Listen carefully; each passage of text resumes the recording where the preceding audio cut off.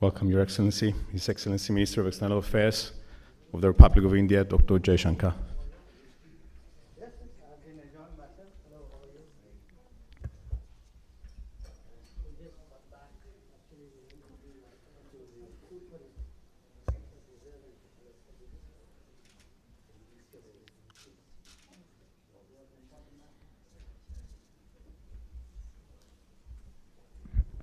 Thank you all.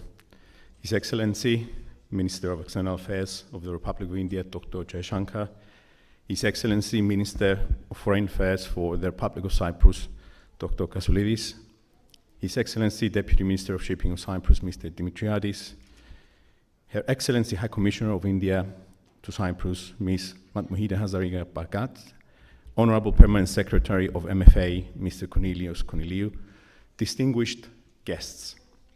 Firstly, I would like to express my sincere gratitude for the opportunity to moderate such an invaluable event that aims to enhance even more the mutual respect and close commercial and diplomatic ties between India and Cyprus. Cyprus and India enjoy excellent political and economic relations based on a long-standing friendship and close cooperation in various fora, such as the United Nations and Commonwealth. I firmly believe that today's gathering marks another great opportunity to discuss the further development of bilateral cooperation in critical economic sectors, such as trade, technology, shipping, and collective investments, just to name a few. As a business and investment center, Cyprus is one of the top 10 investors in India. At the same time, the island is geographically the closest EU member to India. This places Cyprus in a prime position for India in terms of direct EU market access, whilst it recognizes and appreciates India's contribution and its prominent and stabilizing role in South Asia.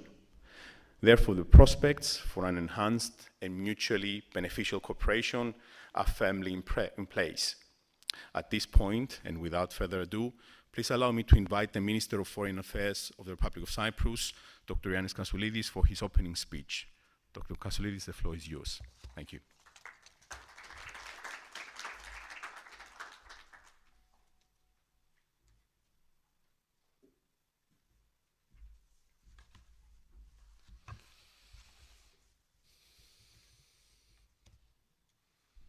Dear Minister of the External Affairs of India, Dr. Jaishankar, dear High Commissioner of India in Cyprus, Mrs. Matmohida Hazariga Bagat, distinguished participants, ladies and gentlemen. It is with great pleasure that I join all of you today to the Cyprus-India economic event. I would firstly like to congratulate the High Commission of India for the organization of this excellent initiative, which aims to enhance the bilateral economic and business relations between our two countries. Today's event comes at a very timely juncture, as it is making place in the presence of the Minister of External Affairs of India and good friend of mine, Dr. Jaishankar. I had the pleasure yesterday to welcome Dr. Jaishankar at the Foreign Ministry, where we had the opportunity to discuss a plethora of foreign policy issues pertaining to our bilateral, regional, and European agenda. Cyprus and India have traditionally shared excellent relations anchored on common historical experiences. Parameters like the fight for freedom against colonialism and the mutual adherence to global values of peace, democracy, human rights, peaceful resolution of disputes and rule of law have brought our people closer and solidified the foundation of our strong friendship. Over the years, the two countries have progressively built on these historical ties, as testified, amongst other, by our joint membership and active participation in the Commonwealth, the United Nations, and other international fora. India is a key player in the political and economic area. It plays an important and stabilizing role in the neighborhood of South Asia, setting an example with its stand so that peace, security, stability, and prosperity can prevail. In the same vein, India has steadfastly stood in favor of reunifying Cyprus through a comprehensive settlement in line with UN Security Council resolutions. The multifaceted Cyprus-India partnership has steadily been growing stronger in recent years. The virtues of our 60-year-long friendship provide us with a unique opportunity to surge ahead, exploring new areas of cooperation. It is precisely for these reasons that enhancing relations with India forms one of the core pillars of our foreign policy. Economic ties are a common denominator to this effort, and that is why the Ministry of Foreign Affairs is striving to upgrade these relations, working closely with other stakeholders in Cyprus, both in the private and the public sector. There is an array of fields with untapped potential for cooperation in trade and investment, such as renewable energy, financial services, science and technology, information communication technology, research and innovation, pharmaceuticals, shipping, tourism, and education and culture. At the same time, there is recognition of the great scope for further cooperation as regards relations between the European Union and India. In this respect, we support the momentum of the negotiations of the EU-India Free Trade Agreement. Cyprus has a strong voice within the EU of the importance and the need to strengthen tangibly EU-India relations. Our world and our economies are faced with enormous challenges. A few years ago, we had to deal with the pandemic and the subsequent recession and disruption of value chains, and more recently, the war in Ukraine, the food and energy crisis, as well as inflation. Despite the hardships, the Cyprus economy shows signs of steady growth and remains committed to its policy for healthy public finances and contributes structural reforms which aim at enhancing the competitiveness of the economy. It is noted that one of the main pillars of our economic policy is the green and digital transition of the country, supported through funding from the European Union. For 2022, GDP growth is expected to be around 5.7%, and the projection for 2023 is around 3%, reflecting the heightened global uncertainty. Inflation has been increasing since September 2021, mainly due to the higher oil prices. 2022 figures are estimated at around 7.7%, and for 2023 is about 3%. It is therefore clear that Cyprus' economy is stable and is continuously working towards improving its business climate.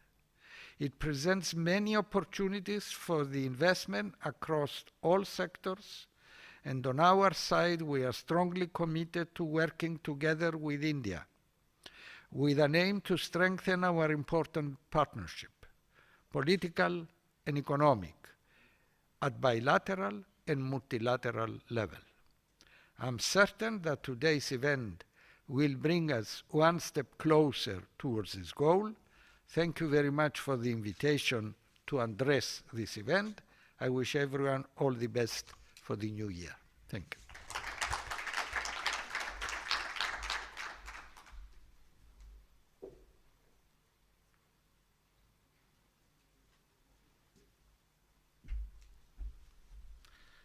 Dr. Kasoulidis, thank you so much for this warm-hearted speech.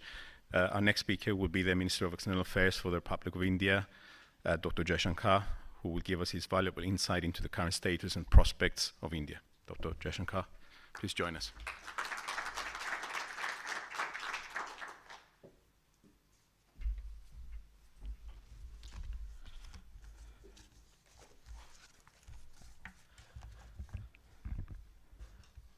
Foreign Minister Kasoulidis, Deputy Minister Dimitriadis, Permanent Secretary, High Commissioner, dear friends.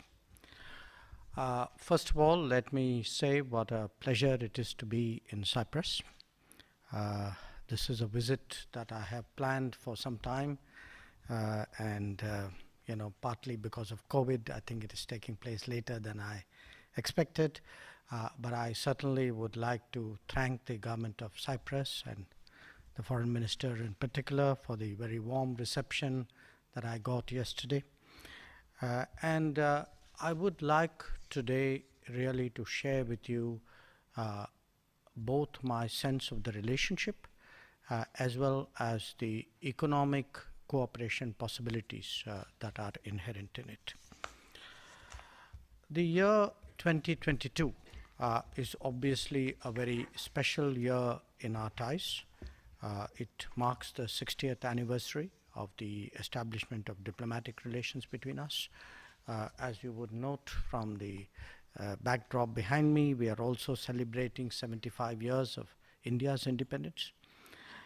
And I was very pleased yesterday that I had an occasion to join the President of the House of Representatives in releasing a set of commemorative stamps on this occasion, which were brought out by Cyprus Post. Now, insofar as our relationship is concerned, I think the institutional mechanisms have been very active, and we as ministers try to give them direction, certain motivation, and I think, Minister, the fact that you and I have met 3 times this year has certainly helped I think in that process.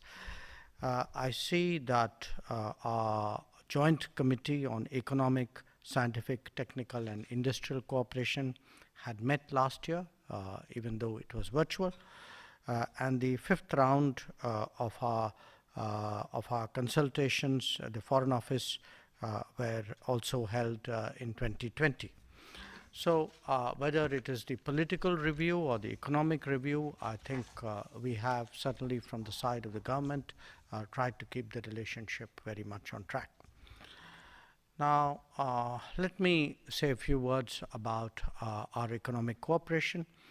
In June 2021, India reclassified the Republic of Cyprus in Category 1 of foreign portfolio investors in India. Cyprus is the 3rd non-FATF country other than Mauritius and the UAE to be given this exemption. And in December 2021, Invest India and Invest Cyprus signed a memorandum of understanding with the intention of enhancing our mutual investment activities and promoting overall business cooperation between us. Now, where our bilateral trade is concerned, it's gone up and down, understandably, because of the impact of COVID on both economies. Last year, the bilateral trade by our financial year was $214 million. I know we've hit higher numbers before. I'm very confident that we will do that again. I also want to emphasize that Cyprus is today the 10th largest FDI investor in India, with a cumulative investment of almost $12 billion during the period of the last 20 years. Now, the pandemic has actually highlighted the importance of stronger economic cooperation, perhaps most of all in the health and pharma sector. I do note that pharmaceuticals, iron and steel, ceramic products, electrical machinery are some of the major items of export from India to Cyprus. But if one looks at the basket of our trade, clearly there's a lot of potential there that we need to explore more. I also note that the Cyprus-India Business Association, which was established under the auspices of the Cyprus Chamber of Commerce in 2005, has been steadily progressing towards expanding our investment and commercial ties. Now, where India is concerned, I think it's a fairly objective statement today to make that we are getting increasingly prominent in the global economy. Our trade policies, reforms which were undertaken during this period, and the inherent economic strengths, all in a sense channeled by a clear economic vision of the Modi government, has contributed to our becoming one of the most strong destinations for inward foreign direct investment. Also, I think the technological and infrastructure progress that we have made in the last few years has clearly created a greater appetite in the world for investing in India, but it has also increased our own capabilities where trade and other economic activities are concerned. During the pandemic, we actually used this period to carry out very ambitious economic reforms. Some of these were in the making since 2014, but certainly the Make in India initiative and what we call Atmanirbhar Bharat, which is a sort of a self-reliance. It's promoting greater capacities within India.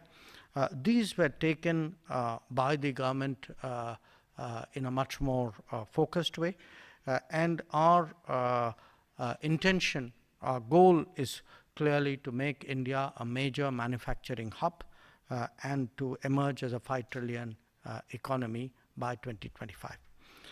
I would particularly like to draw your attention to the successes we've had in an initiative called the Production Linked Incentive Program, which has a certain set of domains where we have pushed for investments in those domains through incentives with the idea of increasing production based in India. We are doing this not just for our own prospects, obviously that is important, but also because we believe that in the post-COVID era, the global economy will be looking for more resilient and reliable supply chains. It will be looking for multiplicity and redundancy in manufacturing.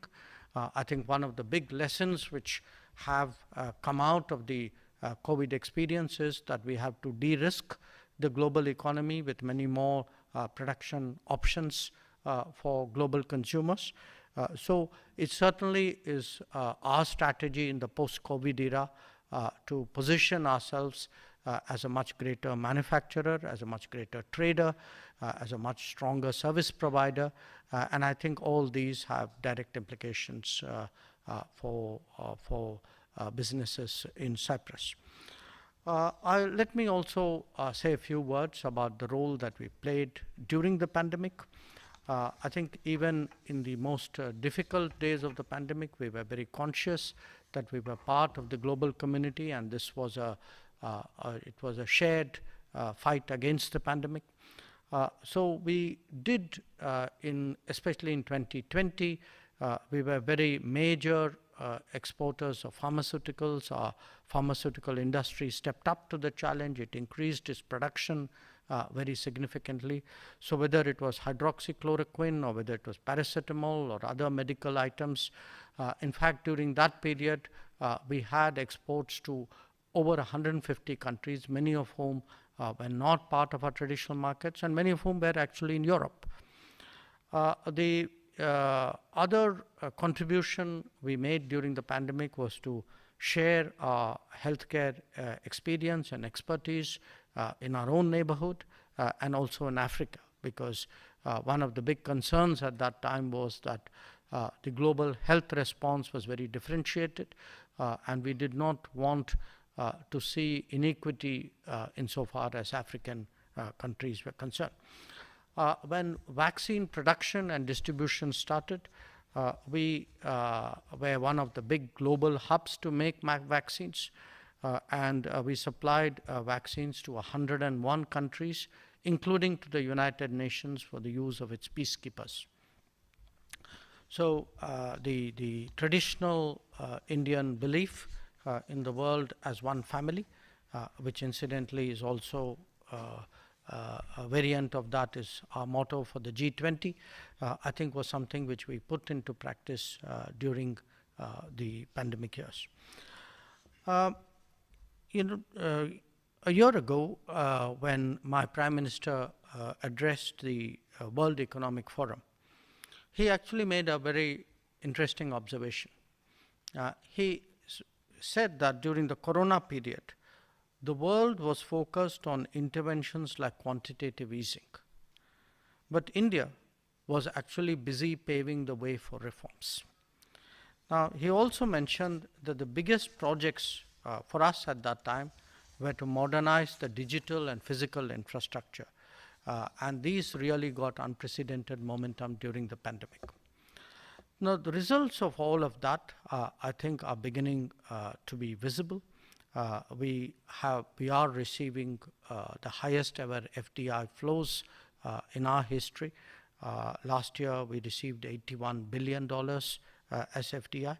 We have become home to one of the world's largest startup ecosystems.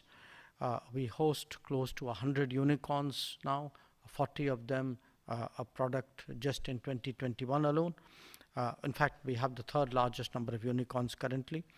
Our trade has expanded very substantially. In the year 2021-22, for the first time, our exports crossed the $400 billion level. And this year, we have set ourselves a target of $470 billion.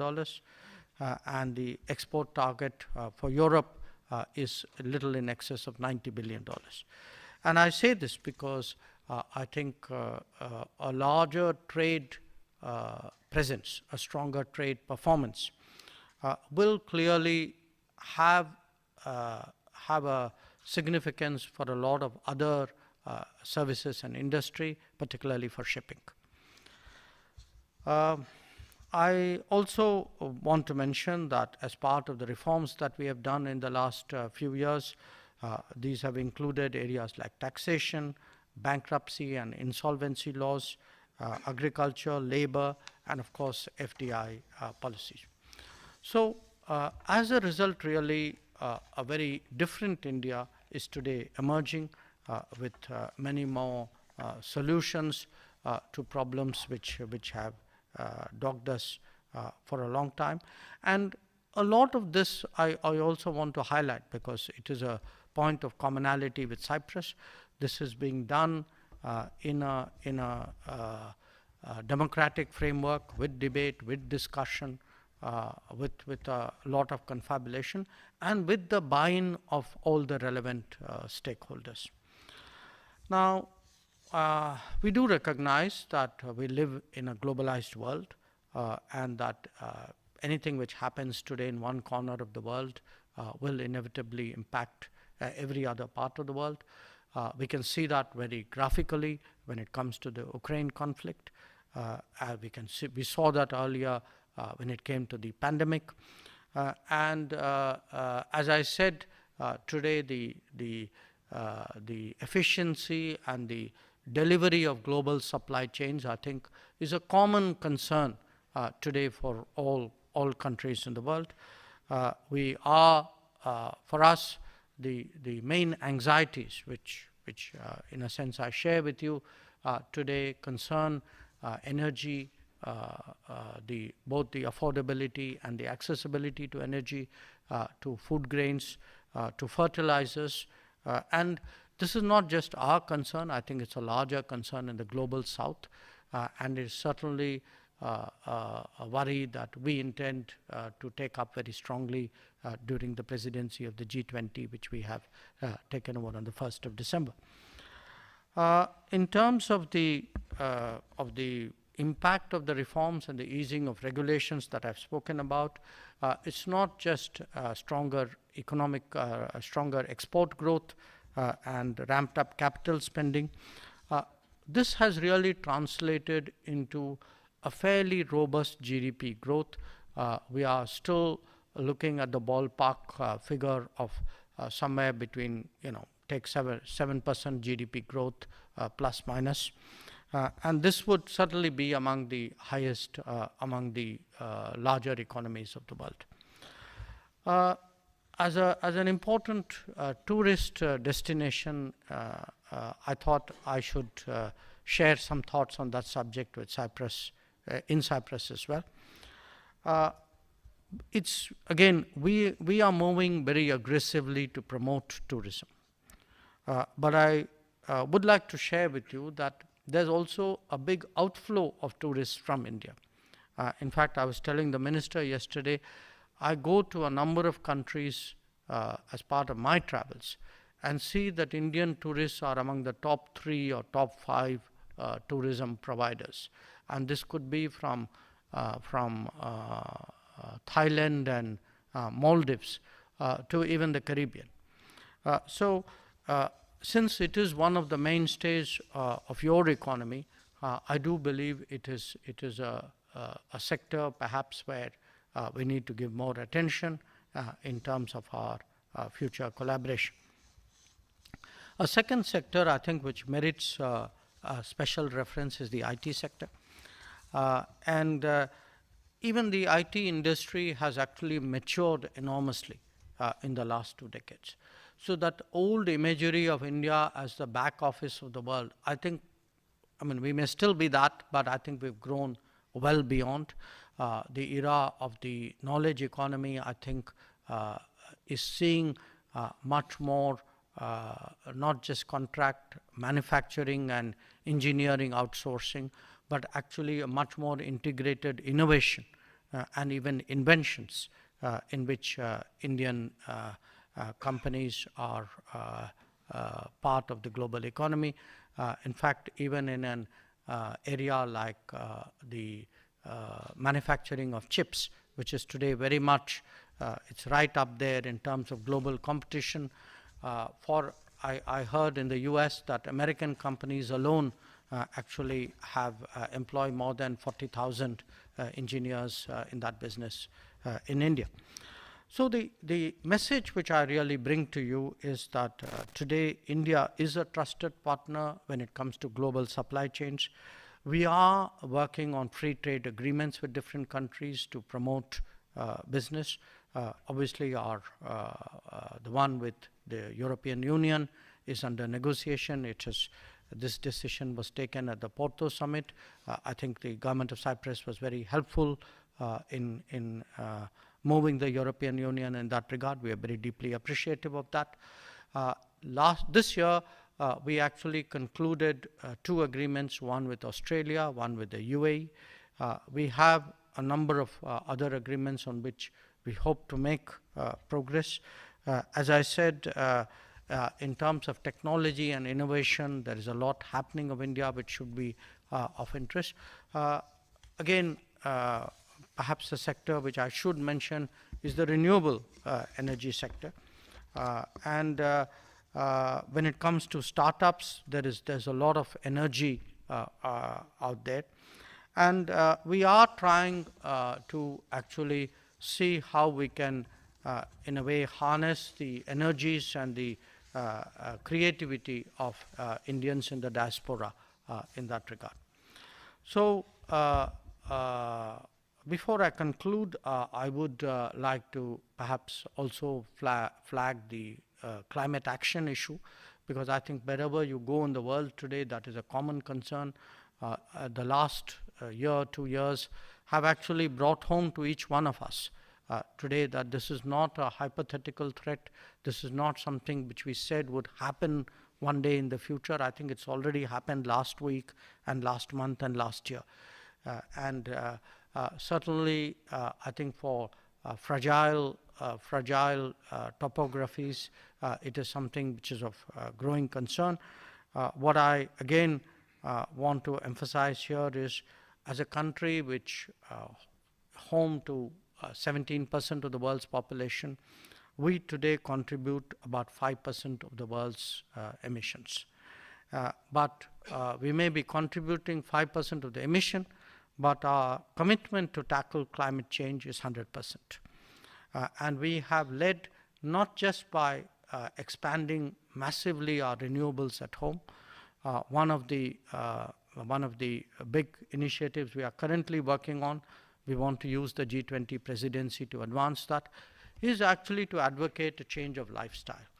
That we do believe, my Prime Minister feels very strongly that changing lifestyles would actually make a big difference to the environment. We have also been leaders on 2 international initiatives. One of them is the International Solar Alliance, and I'm really very gratified yesterday that the Republic of Cyprus has chosen to become a member. And the other is a coalition for disaster resilient infrastructure, which is something which all coastal areas, I think, and obviously island states have a particular interest in examining and partnering. Currently, about 40% of our energy mix comes from non-fossil sources. And I can say this, that at a time when global pressures are taking the world away from the Paris commitments and away from the Agenda 2030 Sustainable Development Commitments, we are staying true to both of them. I think among the G20 countries, we are on course to deliver before time on whatever we agreed to do in Paris. Finally, let me in a sense sum up the changes in India in terms of what they mean to our relationship, because my intent was obviously to familiarize you with a lot of what is happening in India. But you would ask yourself, how is it relevant to your business or to your policy making, or in a sense to your national concerns? I would really say there are 7 areas which India and Cyprus should examine between themselves. One, of course, is the world of finance.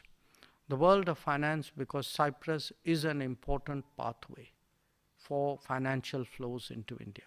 And if you're looking at an economy which is going to grow at 6.5% plus, perhaps significantly plus in the coming decade, then it is certainly, for us, your value will grow with time.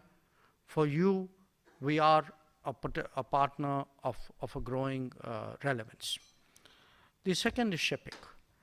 Shipping, because as I said, we are doing everything to make ourselves into a stronger manufacturing power, but also a more competitive agricultural exporter. So there will be many more products going out of India, and given the rate of growth that I am placing before you, coming into India. The third is tourism. Tourism, because if you look really at the evolution of global tourism in the last 3 decades, wherever there has been a significant bump in prosperity, so you saw this with Japanese tourists, then Korean tourists, then Southeast Asian tourists, then Chinese tourists. So the coming wave will be of Indian tourists. And coming wave will be of Indian tourists going out, but also a very conscious effort by India to attract tourism. The fourth relates to the knowledge economy. The knowledge economy, which is, we will live not just in a world of chips, but increasingly in an era of artificial intelligence. It will require a different set of skills, a different kind of industry, much stronger connections between economies, even if they are separated by distance. And related to that, my fifth point is we will have to promote a culture of mobility. In the world, where there is demand will not necessarily be where there is demographic advantage. So how do we even out the demographics and the demand? I think this is going to be a big challenge. Today, with a number of members of the European Union, we are negotiating mobility and migration agreements. We have done this successfully with Portugal, with Denmark, with France, just recently with Germany. Yesterday, we signed a declaration of intent to do so with Cyprus. Day after tomorrow, I'm going to be in Vienna. I look forward to doing something similar out there. But what I do want to emphasize to you is that today, India is a source of talent and skills. And in a more globalized economy, in a more knowledge-driven economy, I think those flows are something which we need to address.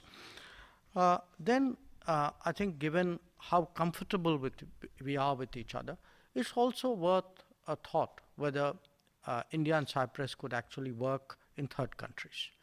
Third countries possibly in Africa, maybe in other parts of the world, where we both have some historical presence and some networking and some comfort levels out there, whereby pooling our relationships, we will be able to do much more than we have done so far. And finally, I want to drive home the point that where the Mediterranean is concerned, it is a region of growing interest to us. Obviously, it's a right thing for me to say in Cyprus, but I want to point out to you that if you look at many of our other relationships in the last few years of countries in the Mediterranean, both North Mediterranean and South Mediterranean, there's been very visible intensification of those ties. So I speak to you today, therefore, as a foreign minister of a country that is globalizing very rapidly, whose footprint and whose interests and whose influence will expand with time. And as it does so, I want to really make you all understand that this is a region where there will certainly be more of India. And when that happens, for us, the relationship with Cyprus is something which will be an anchor in that respect. So once again, I'm really very pleased I had this opportunity to place some of these thoughts before all of you. And again, it's really a very deep pleasure to be here. Thank you very much.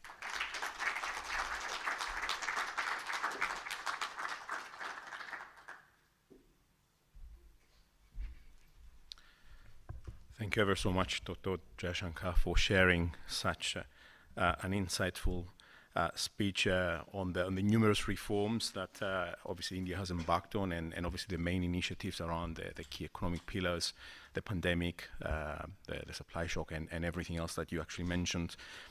With shipping and trade being two key pillars for both our economies, let us welcome the Deputy Minister of Shipping of Cyprus, Mr. Vasilios Dimitriadis. Mr. Dimitriadis, if you could be so kind to join us.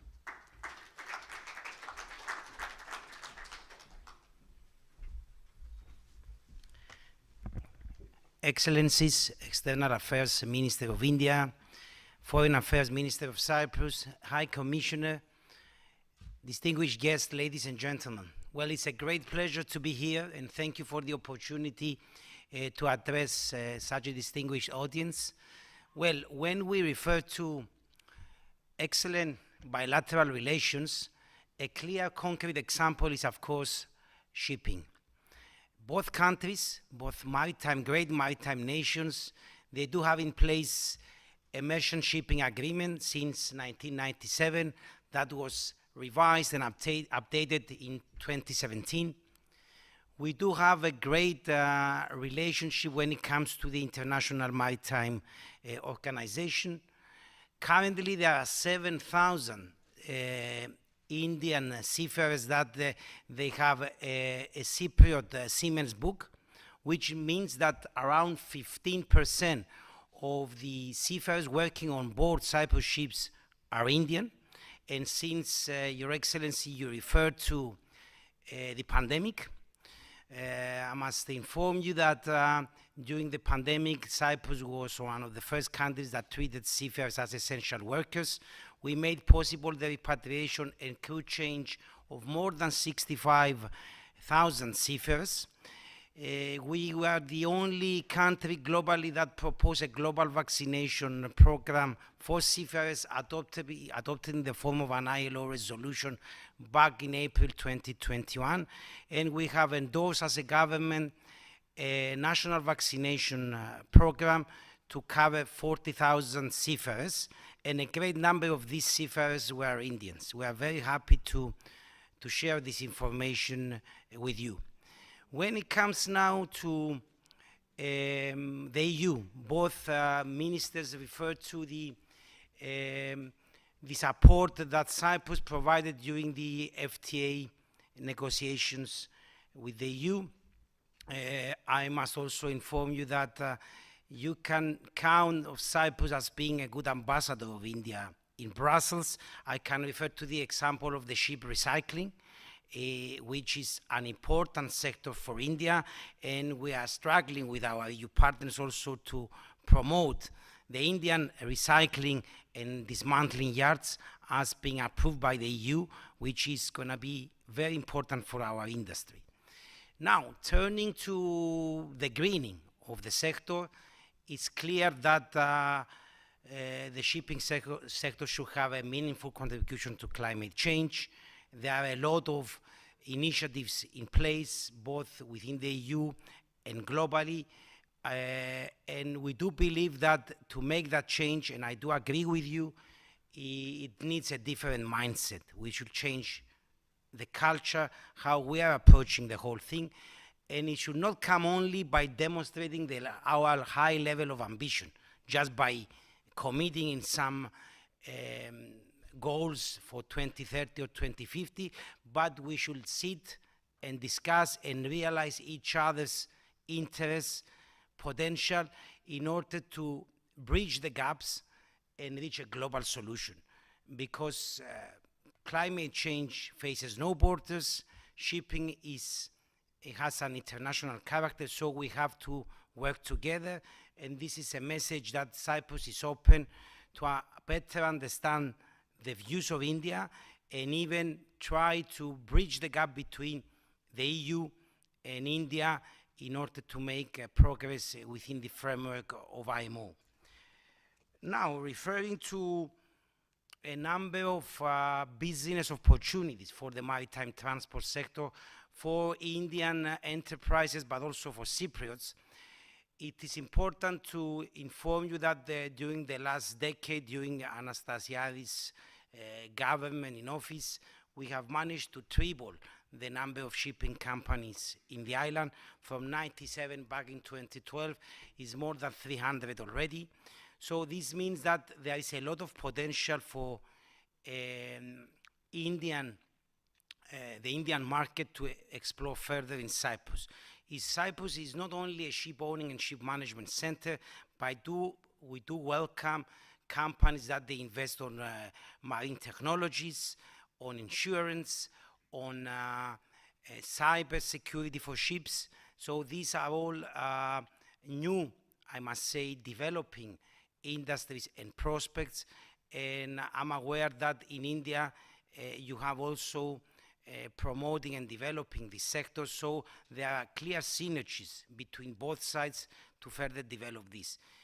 Last year we have launched a strategy under the name Sea Change 2030, where for us C stands for S for sustainability, E for extroverted, and A for adaptability.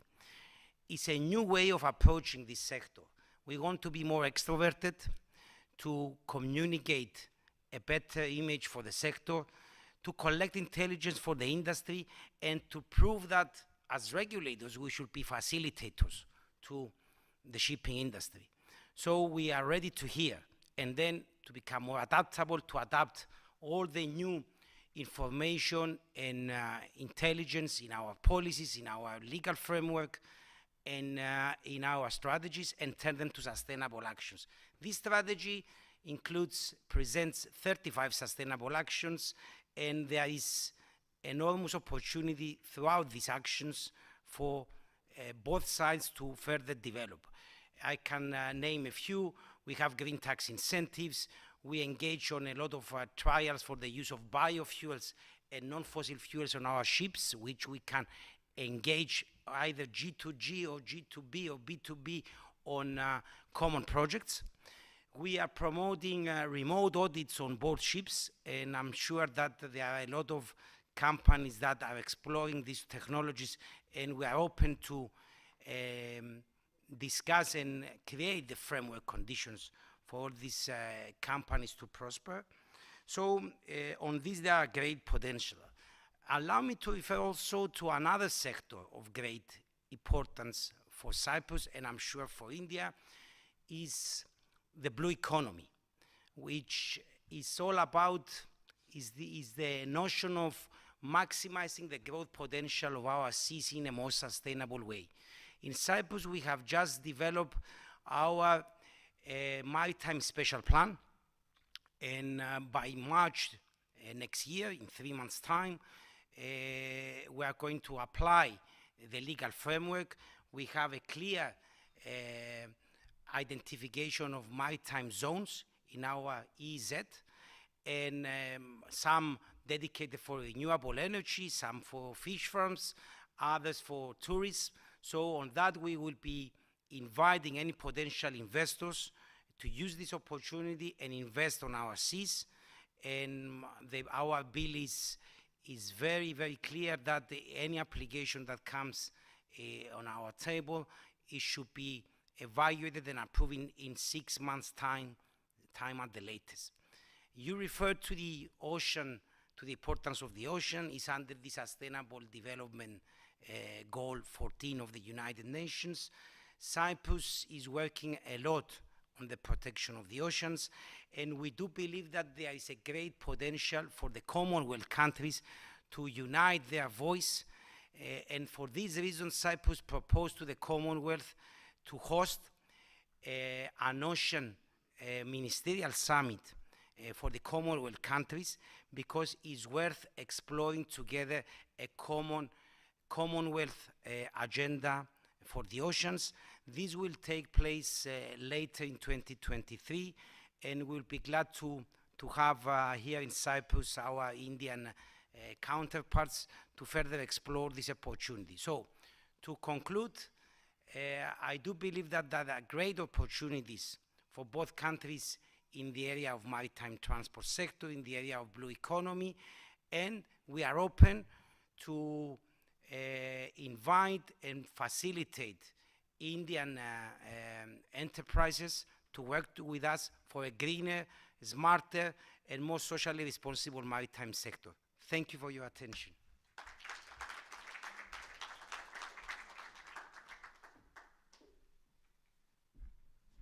Thank you very much, Mr. Dimitriadis.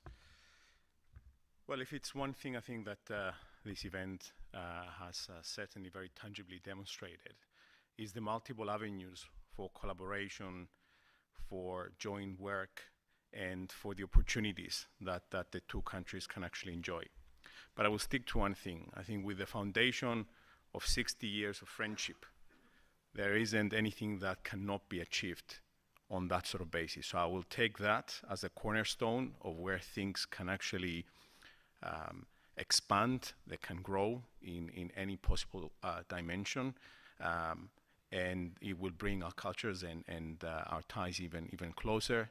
And I think with that, I would like to thank all the excellencies for your time and your very insightful speeches. I'd like to thank all our distinguished guests for joining us today, and please join us to our lunch reception where we can actually expand on all the topics that